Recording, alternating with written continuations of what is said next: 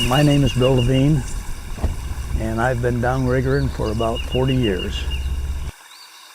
We are on Lake Gage in Steuben County. It is one of the cleanest lakes around. It still has a statistical population.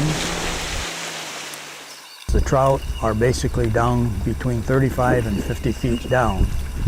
So a downrigger is nothing more than a spool with some steel line on it, a 5-pound weight, and a cannonball and a counter so that you can get down and you control about 5 feet above where the trout are marking on your locator.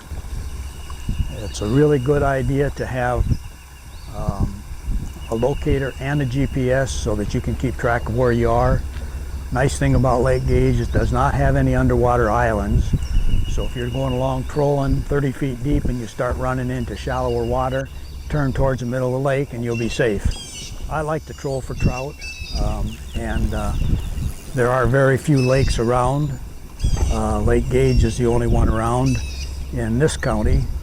If you ever notice, there's tons of bass fishermen, so the pressure on bass is pretty intense.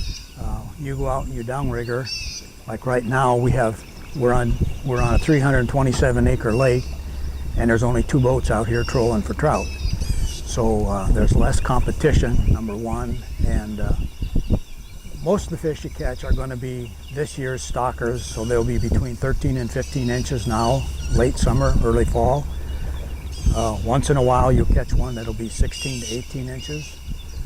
My wife likes bluegills, and she says a canned trout is as good as any canned salmon you ever bought in the store. So I have some friends that I normally, if I'm going to keep some trout, I'll give them to them and they'll can them and share the bounties with my wife. I'd rather have a hamburger.